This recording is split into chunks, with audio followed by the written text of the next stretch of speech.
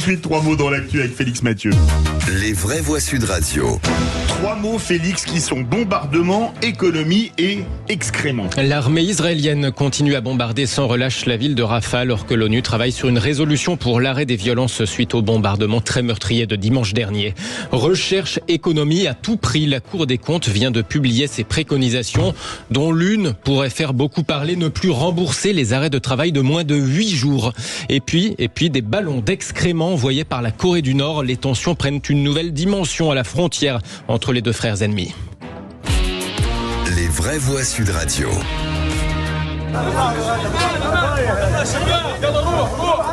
Des Palestiniens blessés affluent sur des brancards vers l'hôpital européen de Khan Younes pendant que d'autres se recueillent sur les dépouilles de leurs proches. Depuis ce matin, l'armée israélienne continue à bombarder Rafah au sud de la bande de Gaza. Pendant ce temps, l'ONU travaille sur un projet de résolution pour tenter d'arrêter les violences suite au bombardement meurtrier sur un camp de réfugiés.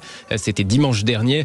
Renaud Girard, grand reporter, géopoliticien et chroniqueur international au Figaro, nous décrit ce qui ressemble à une forme de spirale en forme de fuite en avant au sommet du gouvernement israélien. Netanyahou va beaucoup trop loin. Qu'est-ce qu'il nous a dit ? Il nous a dit qu'il allait éradiquer le Hamas. Le Hamas n'est pas éradiqué. D'ailleurs, c'est une idéologie, on ne voit pas comment vous l'éradiquez. Gaza est entièrement détruit et il ne donne pas d'agenda. Il ne nous dit pas quelle est sa stratégie. Il ne nous dit pas quel est l'avenir de Gaza.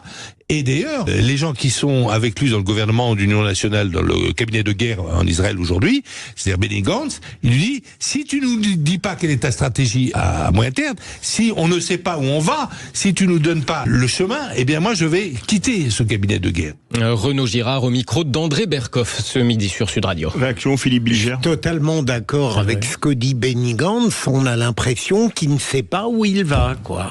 Vous avez le même sentiment, Jean-Michel Fauvergue ? Oui, c'est très vrai ce qui a été dit. Et quand on fait une guerre, l'essentiel c'est de savoir pourquoi on l'a fait et surtout d'avoir l'étape d'après. Qu'est-ce qu'on va faire après ? Et là, on a l'impression d'un vide sidéral. Olivier, quels sont les objectifs de guerre ? Les bombardements sur une zone qui avait été présentée comme une zone humanitaire pour s'y réfugier et pour être en sécurité a été bombardée. Et on a le sentiment que cette poursuite dans la guerre permet à Benjamin Netanyahou de sauver sa peau pour l'instant sur le plan politique, mais jusqu'à quand ? Deuxième mot, économie. La Cour des comptes vient de remettre ses préconisations et l'une d'elles risque de faire beaucoup jaser. Les sages, entre guillemets, viennent de lâcher cet énorme pavé dans la mare. Mais est-ce bien sage d'ailleurs comme idée, ne plus couvrir les arrêts de travail de moins de 8 jours ? C'est l'une des pistes évoquées par le tout nouveau rapport de la Cour des comptes, publié cet après-midi. Pas de remboursement pour les petits arrêts maladie. Soyons clairs, on est rarement arrêté plus d'une semaine, même pour une grosse angine ou une grippe. Selon la haute juridiction, ça pourrait faire économiser 470 millions d'euros par an à l'assurance maladie. Qu'est-ce que vous en pensez rapidement, Philippe Bilger ? J'ai l'impression qu'on fait des économies à tout prix au risque tout de même d'aboutir parfois à des injustices. Olivier D'Artigol. Pas mieux. Jean-Michel Fauvergue. Il faut plus rien rembourser, comme ça on fera beaucoup plus d'économies. Écoutez, le moins qu'on puisse dire. 8 jours, ça commence à faire beaucoup quand même. Oui. On passe au rolling des européennes. Pas de bouleversement majeur, Félix. Oui, la liste RN de Jordan Bardella reste première, mais elle rebaisse un petit peu, 33,5. La liste Renaissance de Valérie Ayé reprend un demi-point, 16%. Elle se remet un peu d'oxygène, 2 points au-dessus de la liste socialiste de Raphaël Glucksmann, qui est à 14%. Voilà pour le trio de tête dans les intentions de vote. Le rolling IFOP fiducial des européennes pour Sud Radio, Le Figaro et LCI est à retrouver chaque jour à partir de 17h sur sudradio.fr. Et troisième mot, excrément, c'est le cadeau de la Corée du Nord à son voisin du Sud. La fameuse zone démilitarisée intercoréenne est décidément pleine de surprises. Et pas seulement parce qu'elle est l'une des zones les plus militarisées au monde, comme son nom ne l'indique pas. Elle est aussi régulièrement donc le théâtre de concours, par exemple de haut-parleurs de propagande qu'on s'envoie à travers la frontière. Ambiance.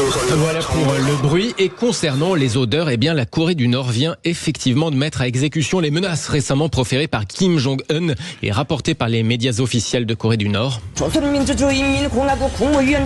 Des monticules de déchets et d'immondices seront bientôt éparpillés dans des zones frontalières et à l'intérieur des régions du Sud, avait plastronné le soleil du XXIe siècle, selon la terminologie locale.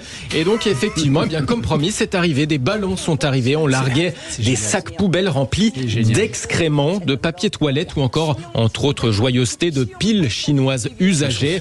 En réponse à quoi le Sud demande à Pyongyang d'arrêter ces provocations de bas étage, je cite, avec aussi quand même consigne aux habitants des régions concernées d'éviter les activités de plein air en ce moment. Jean-Michel Fauvergue veut réagir. Moi, je trouve que c'est génial. Se faire la guerre avec des montgolfières remplis de merde, peut-être que ça porterait plus que des obus, il y aurait peut-être moins de morts aussi. Vu comme ça, Olivier C'est d'Artigol. sûr. Actualité. À choisir entre la guerre atomique et ça, je n'hésite pas. Hein.